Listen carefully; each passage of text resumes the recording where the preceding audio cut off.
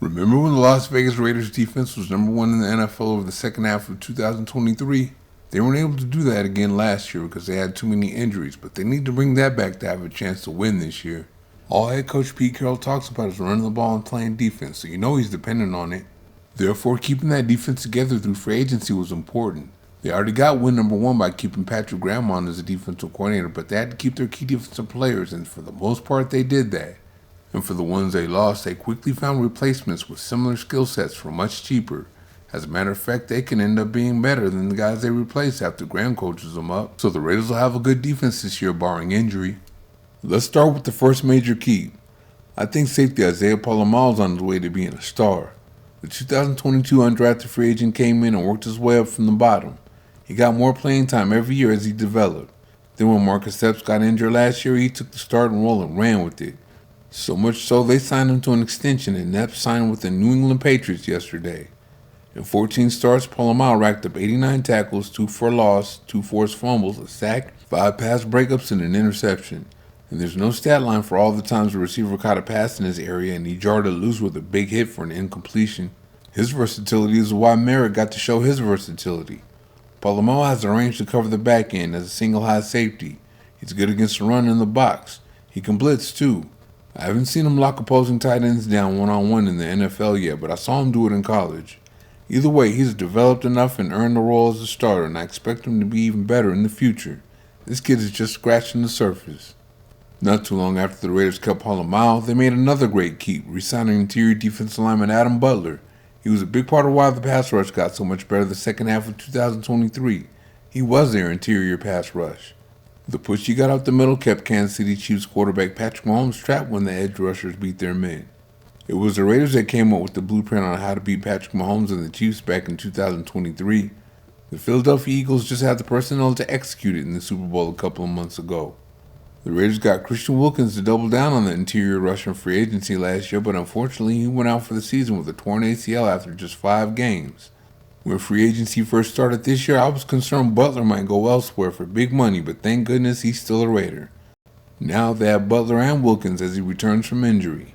That means there are 2 interior defense linemen that will require double teams inside, and Max Crosby and the other edge rushers can eat. I can't wait to see Mahomes have to deal with all that when the Raiders and Chiefs have to play this year. Boy, am I happy Malcolm Kuntz is still one of the other edge rushers. He showed he can kill one-on-one blocking on his way to the quarterback. He's going to get a lot of that with Max Crosby on the other side and Butler and Wilkins inside, so that's a really good thing. It didn't work out with former head coach Antonio Pierce, but we got to give him credit for getting Kuntz off the bench and starting him. He racked up 8 sacks over the second half of 2023, played the run well, and he ended up being the biggest reason why the defense finished number 1 over the second half in 2023. He was just scratching the surface, so we all had hopes for him being one of them ones in 2024, but it was not to be. Kuntz tore his ACL just before the start of the season, so he didn't play it down in 2024. The good part of that is he did it early enough to be ready to go at the beginning of this year.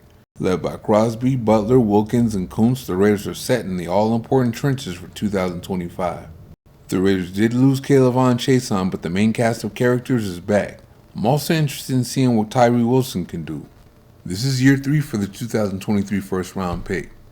One of the big losses the Raiders suffered was Mike linebacker Robert Spillane. He went on to the New England Patriots, where they had the most salary cap room coming into free agency, so they overpaid. They gave him $37.5 million over 3 years. I love Spillane, but that's a lot for him. He's a run stuffer that defense coordinator Patrick Graham made passable in coverage, so yeah, $37.5 million is a lot. The funny thing is the Raiders replaced him with a guy that's just like him. Landon Roberts is one of the best linebackers in the league against the run, but it isn't known to be stellar in pass coverage. The same way he made Spillane passable in coverage, he should be able to do the same thing with Roberts. He might be able to make him better than Spillane in coverage because he's a better athlete, running a 4.6 40 to Spillane's 4.77. He's a bigger hitter too, and Spillane can hit. It's almost as if the Raiders got Denzel Perryman back. With that speed, he's at least better equipped to carry those receivers deep down the middle when the Raiders are in that cover 3. Spillane was a big loss to that defense, mitigated by Roberts being a big gain. Then there's fellow linebacker Devon Diablo.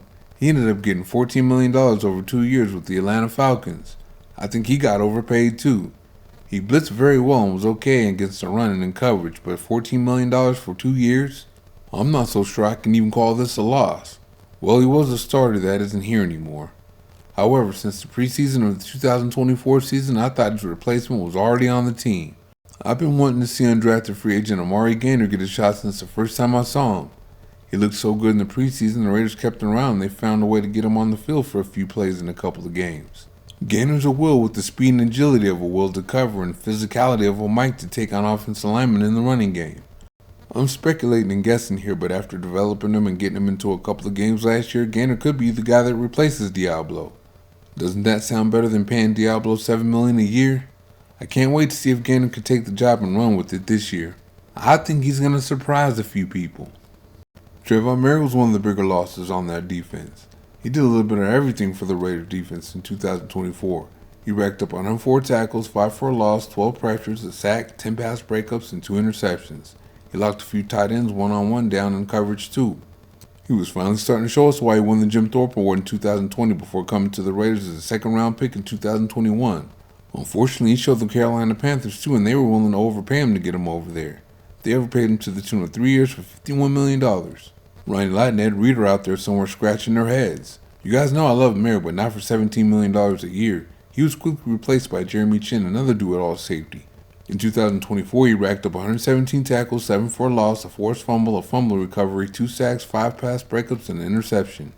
He's a little better in the box against the run and hits a little harder, and Merritt's a little better in one-on-one coverage, but Chin has improved in that department. Graham might be able to improve him even more as he runs a 4.45 to Merritt's 4.52 in the 40.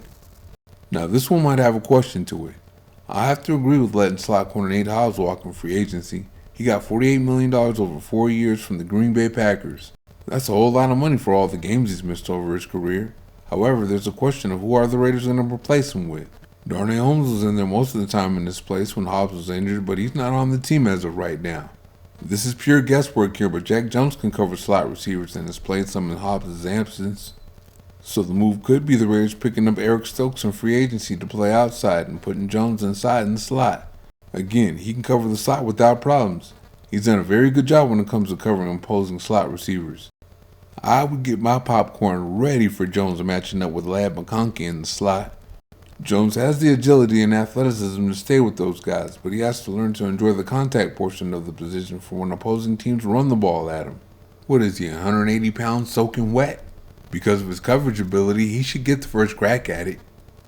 I couldn't wait to see if the Raider defense could replicate what they did in the second half of 2023 and 2024, but due to injuries, they didn't.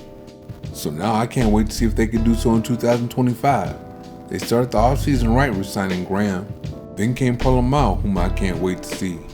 Then they got the trenches all sewed up, bringing back Butler and Kuntz to go with Crosby and Wilkins. Even the free agent losses got replaced with guys with matching skill sets, so there shouldn't be a drop-off anywhere. The only position I have a question about is slot corner. I feel okay about the Raiders picking up Stokes so Jones can move inside. Thank you for watching. See you next time.